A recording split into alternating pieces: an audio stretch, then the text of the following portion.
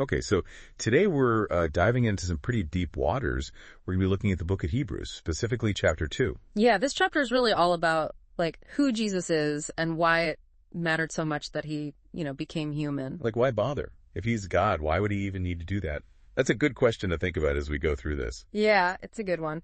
And the writer of Hebrews is, like, right from the start trying to get our attention on this, right? Yeah, you're right. Like the first few verses, Hebrews 2.1 to 4, there's this intense warning, right? Yeah. About drifting away from what it calls the great salvation. And what's interesting is it compares this message to the ones delivered by angels. Right, and in the Old Testament, if you ignored a message from an angel, things did not go well for you. Yeah, not at all. So, I mean, it's serious stuff.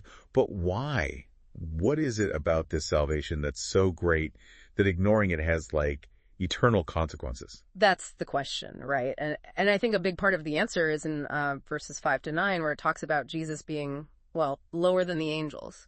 Hold on, back up a sec. Lower than the angels, but he's like, God, how does that even work? It's a paradox, right? He's the one who created everything, the one who spoke the universe into existence. And yet, for a time, he chose to limit himself to the frailty of a human body. Okay, so this is where my brain starts to melt a little bit. Why? Yeah.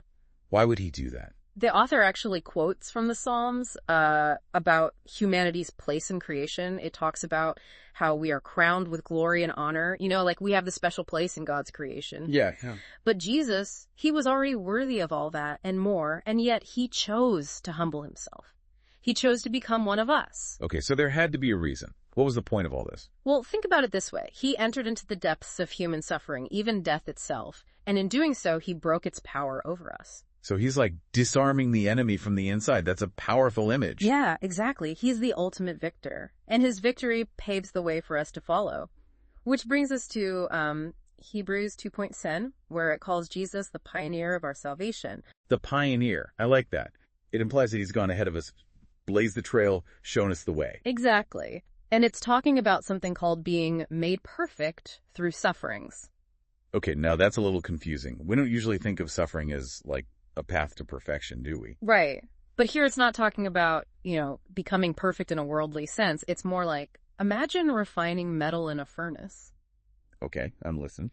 The intense heat, it's painful, but it burns away all the impurities, leaving behind pure gold. So you're saying Jesus' suffering, it wasn't a sign of weakness. It was the way he broke down the barriers between us and God. Exactly. You see, sin had separated us from God. It created this chasm that we couldn't bridge on our own.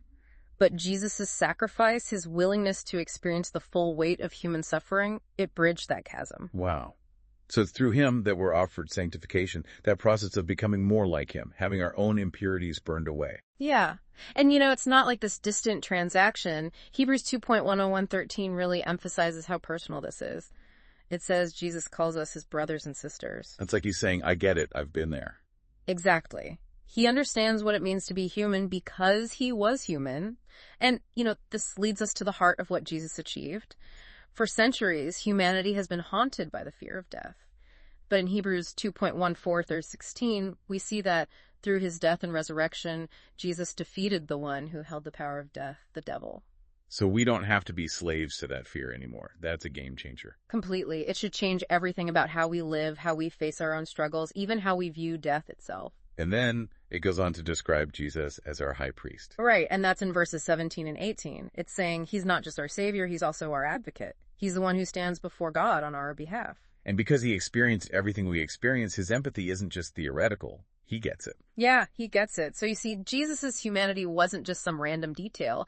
It was the very heart of God's plan to reconcile us to himself. It makes you wonder, though, if Jesus' suffering was necessary for our salvation, then what does that say about our own suffering? What can we learn from it about our own purpose and value? That's a good question. Something to ponder as we go through life, facing our own challenges and struggles. Definitely. It's something to think about. Yeah.